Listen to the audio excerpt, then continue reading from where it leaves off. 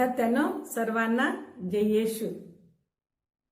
मला वाटते तुम्ही आपल्या धड्याचे प्रश्नोत्तर सर्व लिहून काढले आहात. मुलांनो, आज आपल्या धर्मशिक्षणाची सुरुवात आपण करूया एका गीतेद्वारे.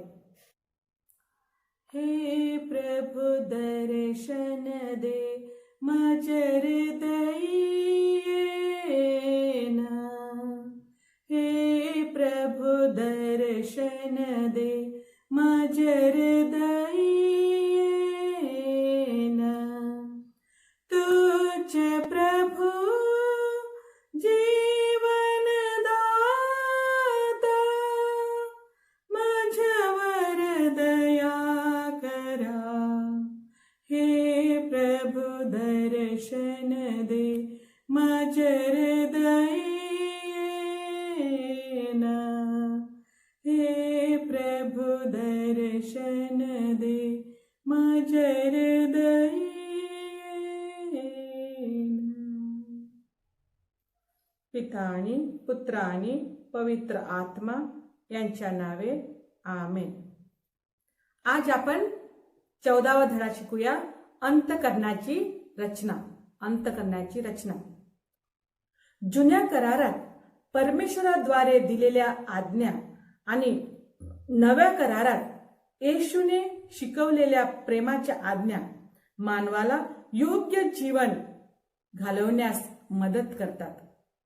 जुन्या करारात परमेश्वराद्वारे दिलेल्या आज्ञा आणि नव्या करारात येशूद्वारे शिकवलेल्या प्रेमाच्या आज्ञा मानवाला योग्य जीवन घालवण्यास मदत करतात. चांगले करणे, वाईट न करणे या आज्ञेचा सारांश आहे. या आज्ञेचा सारांश काय आहे? चांगले करणे, वाईट न करणे हा या आज्ञेचा सारांश आहे. तरी पण मानव नेहमी पापात पडतो. चुका केल्यामुळे आपले मन अशांत होते. चुका केल्यामुळे आपले मन अशांत होते. आपली परमेश्वरीय शक्ती चुकांवर पश्चाताप करण्यास आपणास मदत करते. कळले मुलांनो, आता आपण अंतःकरण या मुद्द्यावर विचार करूया. अंतःकरण. प्रत्येक व्यक्तीमध्ये एक स्वाभाविक आंतरिक शक्ती आहे. प्रत्येक व्यक्तीमध्ये एक स्वाभाविक आंतरिक शक्ती आहे. आपली आंतरिक शक्तीच आपल्याला काय करावे आणि काय करू नये याची सूचना देते आणि प्रत्येक वेळी चांगले कार्य करण्यास आपल्याला प्रेरणा देते. अंतःकरण हे आंतरिक शक्तिशाली प्रेरणा आहे.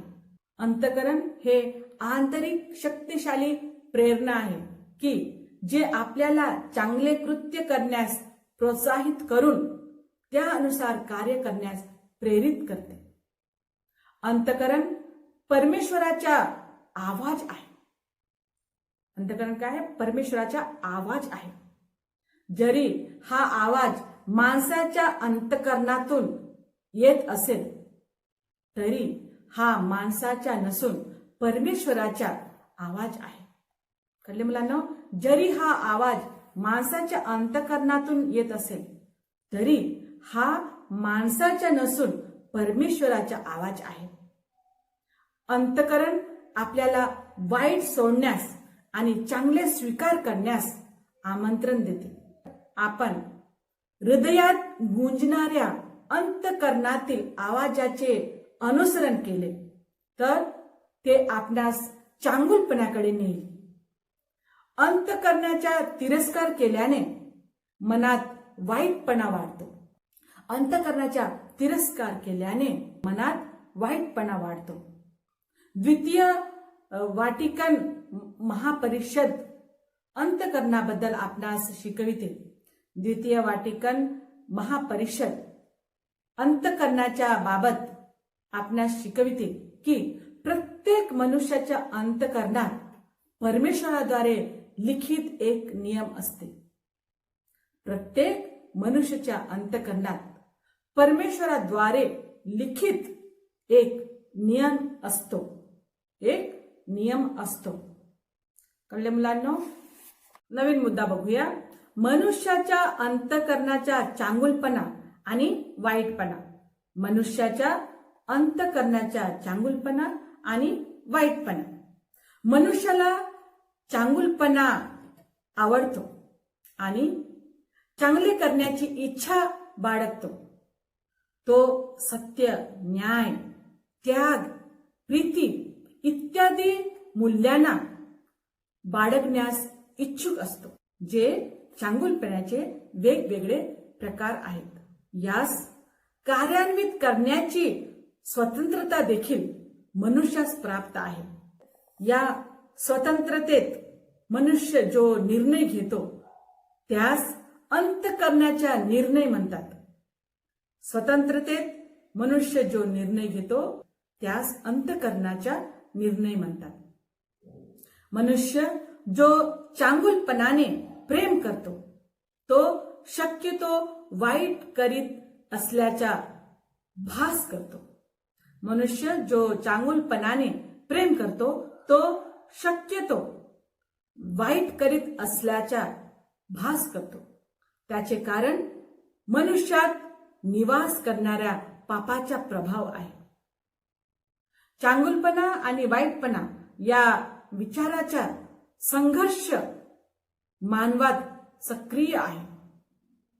संत पौल म्हणतात, माझ्या ठाई म्हणजे माझ्या देह स्वभावात काही चांगले बसत नाही, कारण इच्छा करणे हे मला साधते, पण चांगले ते कृतीत आणणे मला साधत नाही.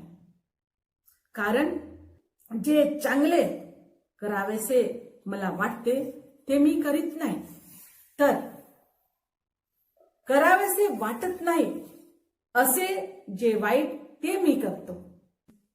हे आपण बघतो आहोत रोमकरास पत्रामध्ये अध्याय 7, 18 आणि 19 मध्ये.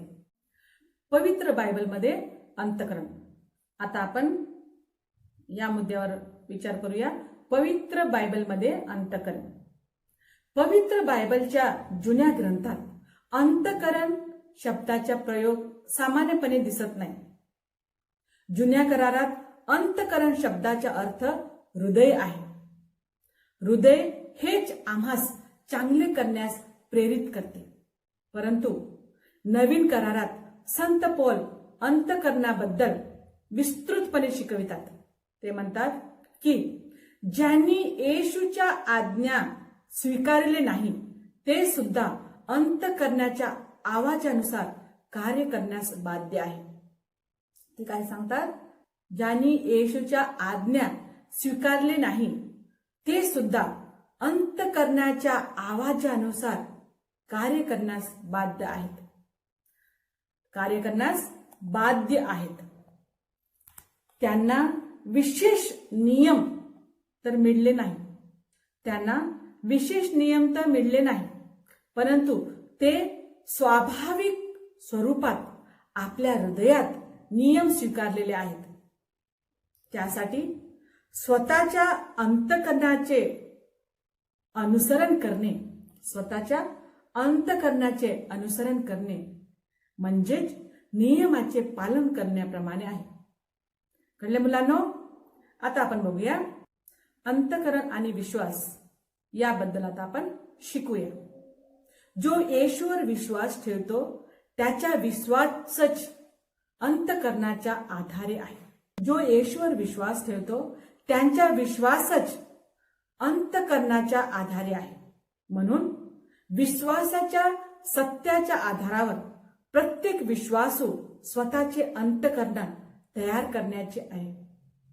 म्हणून विश्वासाच्या सत्याच्या आधारावर प्रत्येक विश्वासू स्वतःचे अंतःकरण तयार करावयाचे आहे. ख्रिस्तीय विश्वासावर आधारित धार्मिक आवाजास ख्रिस्तीय अंतःकरण म्हणतात. ख्रिस्तीय विश्वासावर आधारित धार्मिक आवाजास ख्रिस्तीय अंतःकरण म्हणतात. कळले मुलांनो?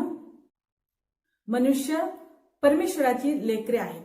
मनुष्य परमेश्वराची लेकरे आहेत व त्या सर्वांमध्ये परमेश्वरीय मन विद्यमान आहे. सर्वांमध्ये परमेश्वरीय मन विद्यमान आहे. म्हणून असे म्हटले जाते की अंतःकरणाचा आवाज परमेश्वराचा आवाज आहे. म्हणून असे म्हटले जाते की अंतःकरणाचे जे आवाज आहे ते परमेश्वराचे आवाज आहे. परंतु ख्रिस्तीय लोक जे ज्ञानस्नान आणि तेलाभिषेक संस्काराद्वारे पवित्र आत्म्यास स्वीकार केलेले आहेत, त्यांना अंतःकरणाच्या निर्णयासाठी पवित्र आत्म्याची विशेष मदत मिळते. त्यांना पवित्र आत्म्याची विशेष मदत मिळते. संत पौल म्हणतात, माझे अंतःकरण पवित्र आत्म्याने प्रेरित आहे. माझे अंतःकरण पवित्र आत्म्याने प्रेरित आहे. हे आपण बघतो रोमकरास पत्रामध्ये अध्याय 9 वचन 1. अंतःकरणाची निर्मिती याबद्दल शिकूया. आता आपण अंतःकरणाची निर्मिती याबद्दल शिकूया. मानवाला जेव्हा चांगले करण्याची इच्छा असूनही वाईट करतात, त्यांना चांगुलपणास टिकवून राहण्यासाठी खरे अंतःकरण मदत करेल. मानवाला जेव्हा चांगले करण्याची इच्छा असूनही वाईट करतात, त्यांना चांगुलपणात टिकून राहण्यासाठी खरे अंतःकरण मदत करेल. वास्तविकपणे ख्रिस्तीय जीवनात खऱ्या अंतःकरणाचे निर्माण करणे आवश्यक आहे. चांगले आणि वाईटास ओळखणे म्हणजेच अंतःकरणाच्या निर्मितीचे प्रथम कार्य आहे. चांगले आणि वाईटास ओळखणे म्हणजेच अंतःकरणाच्या निर्मितीचे प्रथम कार्य आहे. चांगले आणि वाईटांना ओळखण्याचे प्रशिक्षण सुद्धा प्रत्येक व्यक्तीस आवश्यक आहे. अंतःकरणाचे जे चांगले आणि वाईटास ओळखण्याचे प्रशिक्षण सुद्धा प्रत्येक व्यक्तीस आवश्यक आहे. आम्हा ख्रिस्तियांना ईशवचन आणि ख्रिस्त सभेचे प्रबोधन हे प्रशिक्षण प्राप्त करण्यास मदत करतात. आपल्याला कोणती प्रशिक्षण मदत करतात? ईशवचन आणि ख्रिस्त सभेचे प्रबोधन हे आपल्याला प्रशिक्षण आपल्याला मदत करतात. दुसरे कार्य म्हणजे मनाचे असे प्रशिक्षण जे वाईट ओळखण्यास आणि चांगल्याला स्वीकार करण्यास, निर्णय घेण्यास आपणास तयार करतात. दुसरे कार्य कोणते आहे? जे वाईट सोडण्याच्या आणि चांगल्यांचा स्वीकार करण्याचा निर्णय घेण्यास आपणास तयार करतात. चांगुलपणाने जगत असताना जीवनातील कसोटींचा सामना करण्यासाठी आणि चांगुलपणात दृढ राहण्यासाठी या प्रशिक्षणाद्वारे आपली मने परिपक्व आणि शक्तिशाली होतात. हे प्रशिक्षण चांगुलपणासोबत परमेश्वरावर व बंधू भगिनीवर प्रेम करण्याची तत्परता सुद्धा आम्हास प्राप्त करून देते. आपले अंतःकरण निर्मितीसाठी मदत करणाऱ्या या सर्व महत्वपूर्ण गोष्टी आहेत. कळले मुलांनो? ख्रिस्तीय अंतःकरणाची निर्मिती याबद्दल आता आपण शिकूया. ख्रिस्तीय अंतःकरणाची निर्मिती ईशवचन आणि ख्रिस्त सभेच्या प्रबोधनानुसार दृढ झालेले अंतःकरण म्हणजे ख्रिस्तीय अंतःकरण. ख्रिस्तीय अंतःकरण कुणाला म्हटले जाते? ईशवचन आणि ख्रिस्त सभेच्या प्रबोधनानुसार दृढ झालेला अंतःकरण म्हणजे ख्रिस्तीय अंतःकरण होय. ज्या अंतःकरणाची निर्मिती योग्य प्रकारे झालेली नाही, त्याचा निर्णय चुकीचा होऊ शकते. म्हणून आपण ख्रिस्तीय अंतःकरणाच्या निर्मितीमध्ये लक्ष दिले पाहिजे. तर काही घटक आपल्याला मदतगार आहेत ते आता आपण बघूया. पहिला, योग्य ज्ञान प्राप्त करणे. पहिला काय आहे? योग्य ज्ञान प्राप्त करणे. मानवीय आणि ख्रिस्तीय मूल्याबद्दल ज्ञान आणि प्रशिक्षण घेणे. मानवीय आणि ख्रिस्तीय मूल्याबद्दल ज्ञान आणि प्रशिक्षण घेणे. याद्वारे आपणास प्रत्येक परिस्थितीमध्ये चांगले आणि वाईटास ओळखण्याचे ज्ञान मिळते. यामुळे काय होते, आपल्याला चांगले आणि वाईटास ओळखण्याचे ज्ञान मिळते. आता आपण दुसरा घटक बघूया, शंका दूर करणे. शंका दूर करणे. चांगल्या आणि वाईटाबद्दल योग्य ज्ञानाच्या आधारेच निर्णय घ्यावे. चांगल्या आणि वाईटाबद्दल योग्य ज्ञानाच्या आधारेच निर्णय घ्यावे. जर आपल्याला काही शंका वाटल्यास त्यांना दूर करण्यासाठी चांगली पुस्तके वाचावी किंवा एखाद्या ज्ञानी व्यक्तीचा सल्ला घ्यावा. तेव्हाच आपण योग्य निर्णय घेऊ शकू. आता आपण तिसरा घटक बघूया, मनाचे स्वातंत्र्य टिकून ठेवणे. मनाचे स्वातंत्र्य टिकून ठेवणे. जर स्वातंत्र्य असेल तरच अंतःकरणाचे कार्य योग्य प्रकारे होते. आपली स्वार्थता आणि दुसऱ्यांच्या असीमित प्रभावामुळे अंतःकरणाचे स्वातंत्र्य नष्ट होणार नाही याकडे लक्ष ठेवले पाहिजे. तेव्हाच आपण अंतःकरणाच्या प्रेरणेने कार्य करू शकू. कळले मुलांनो? तर आता आपण चौथा घटक बघूया, पवित्र आत्म्याची मदत मागणे. पवित्र आत्म्याची मदत मागणे. चांगले आणि वाईट ओळखण्यासाठी आणि चांगुलपणा निवडून कार्य करण्यासाठी आपणास पवित्र आत्म्याच्या शक्तीची गरज असते. पवित्र आत्म्याचे वरदान यात आपणास मदत करेल. म्हणून पवित्र आत्म्याच्या शक्तीसाठी आपण प्रार्थना केली पाहिजे.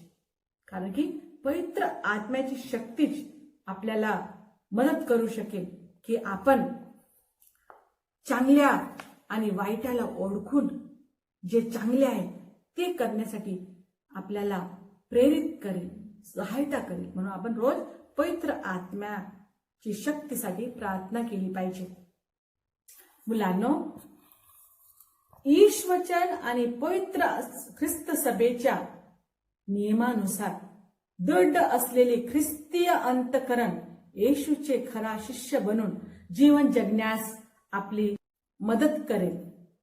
ईशवचन आणि पवित्र ख्रिस्त सभेच्या नियमानुसार दृढ असलेली ख्रिस्तीय अंतःकरण येशूचे खरा शिष्य बनून जीवन जगण्यास आपली मदत करेल. जर अंतःकरणाची योग्य निर्मिती झाली तर योग्य रूपाने आपण आपल्या स्वतःचे मूल्यमापन करून त्यानुसार जीवन सुव्यवस्थित करण्यास सक्षम हो.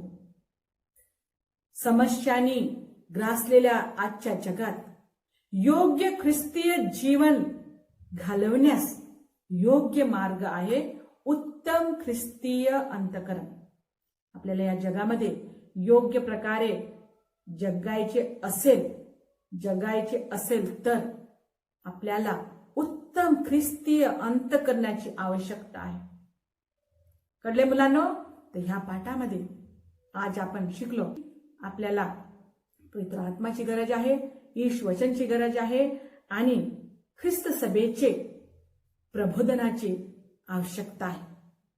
आणि ज्ञानी लोकांचे मार्गदर्शन घेणे, ज्ञानी लोकांचे सल्ला घेणे हे आपल्याला सर्व आपल्या जीवनासाठी आवश्यक आहे. तेव्हाच आपण जे चांगले आहे ते आपण करू शकू आणि जे वाईट आहे ते आपण त्यागू शकू. कळले मुलांनो? मुलांनो, इथे आपला 14वा धडा समाप्त करतो आपण. तर आपल्या मार्गदर्शनासाठी आपण एक पवित्र वचन घेऊया. विश्वासाचे रहस्य शुद्ध विवेक भावाने राखणारे असावे. हे आपण बघतो आहोत तिमोथेकरास पहिल्या पत्रामध्ये अध्याय 3:9 मध्ये. विश्वासाचे रहस्य शुद्ध विवेक भावाने राखणारे असावे. हे आपण बघतो आहोत तिमोथेकरास पहिल्या पत्रामध्ये अध्याय 3 वचन 9. तुझ्यासाठी मी एक गृहपाठ देते, ते म्हणजे अंतःकरण आणि त्यापासून प्राप्त झालेल्या प्रेरणाबद्दल आपल्या मित्रांसोबत चर्चा करा.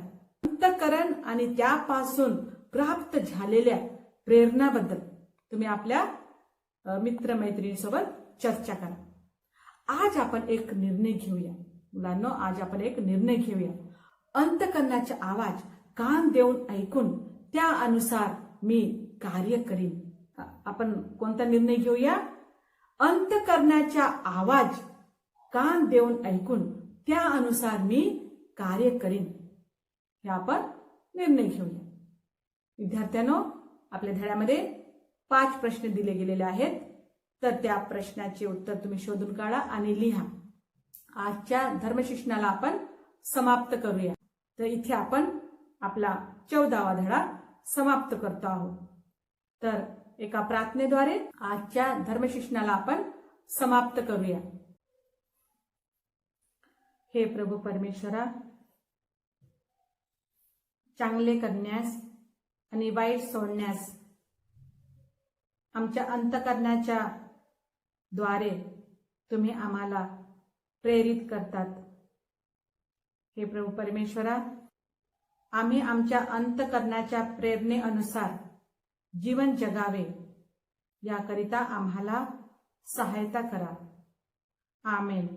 पिता आणि पुत्र आणि पवित्र आत्मा यांच्या नावे आमेन. विद्यार्थ्यांना सर्वांना जय येशू.